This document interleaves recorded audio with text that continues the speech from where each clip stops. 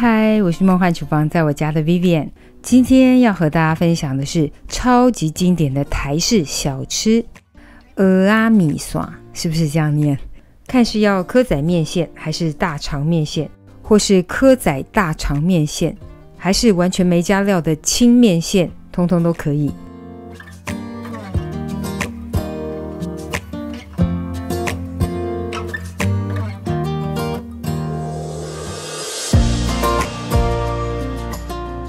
料多味美的蚵仔大肠面线要怎么制作呢？赶快来准备所有材料的部分，所有材料配方就请大家自行萤幕截图，文字食谱的连结我也会放在资讯栏当中，有需要的朋友请多加利用。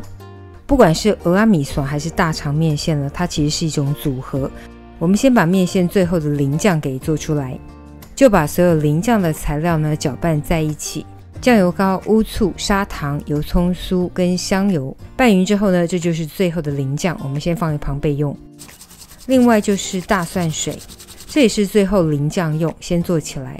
把蒜磨成蒜泥，这里大概是1大匙的蒜泥，兑上2到3大匙的饮用水，一样放一旁备用。接着来打个柴鱼粉，这个算是自制的天然味精，直接把柴鱼片打成粉末状就可以了。不想自制也可以买市售现成的柴鱼调味料，不过自制呢很方便又安心很多。我们就把柴鱼粉加入其他的调味料，这个是面线汤头的综合调味料。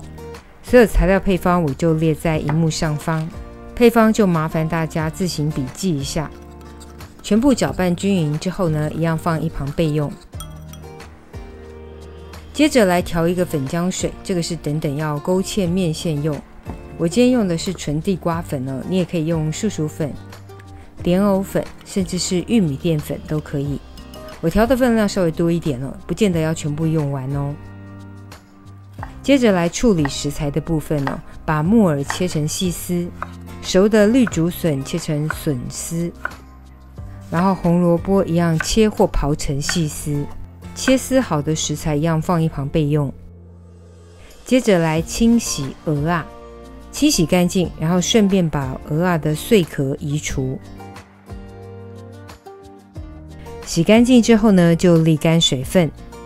为了保持滑嫩的口感，避免肉质缩水，我们要在蚵仔的表面呢均匀的裹上一层太白粉或是地瓜粉。可以准备一个珐琅盒或是保鲜盒，然后把蚵仔分开放进去，不要整坨放进去，会粘黏在一起。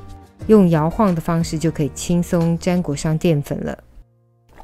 接下来煮滚1锅水，裹好粉的鲜蚵呢，一个一个分别放入，记得不要一坨哦，否则全部粘在一起。分开放入，然后不要动它。等到再次滚沸的时候呢，我们再来搅动它。这样子鲜蚵才不会全部粘黏在一起。捞起沥干水分之后，就泡入冷水当中。处理好的鲜蚵就放一旁备用。接着是把红面线给快速汆烫一下，因为有人会觉得有股味道，汆烫一下比较好。快速汆烫之后就可以泡入冷水当中。顺道一提哦，这个面线可以事先用剪刀剪成小段哦。接着我们来煮面线的汤底，可以的话就用高汤，真的没有高汤呢，用清水也是可以。不过当然用高汤味道绝对是更鲜美好吃。我们就开中大火加热，高汤煮滚之后呢，我们加入所有的蔬菜类，一样维持中偏大的火加热。再次滚沸之后呢，中火煮约8分钟。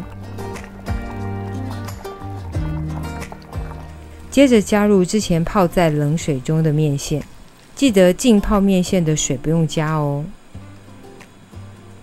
稍微的搅拌一下，大混之后呢，我们关小火，计时6分钟。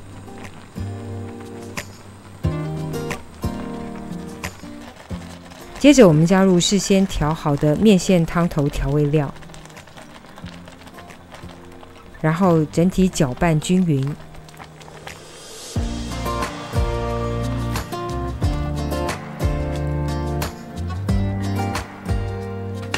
整个拌匀之后呢，我们要来勾芡。刚刚有说过我用的是地瓜淀粉水，不用全部加哦。大家可以依照喜欢的浓稠状态自行微调淀粉水的量，我大概加了至少1半左右的量，然后搅拌均匀。用纯地瓜粉来勾芡的优点呢，是比较不容易还水。搅拌均匀，清面线的基底就完成了。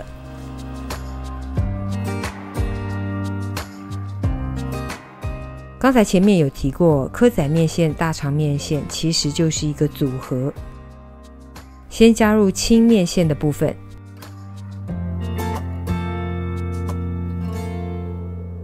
接着再加入鲜蚵，喜欢大肠的可以再多加上卤大肠，然后加入刚刚之前做好的淋酱、大蒜水，撒上香菜，超级美味的蚵仔米线大肠面线就完成咯。蚵仔米线等你交作业。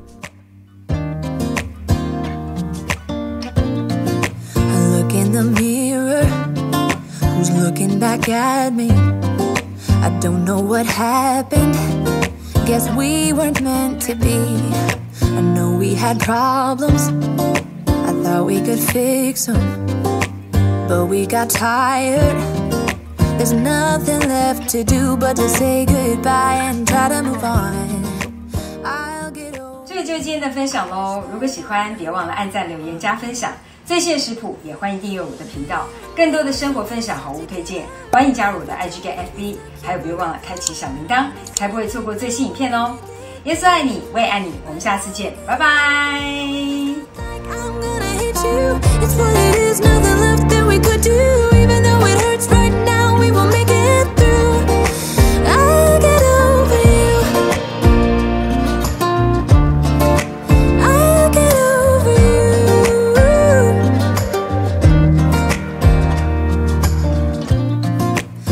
When I met you, we were like fireworks. Thought nothing could break us, but oh how we got burned. Look at us now, we scream, we fight, and no one knows the reason. We're both getting out of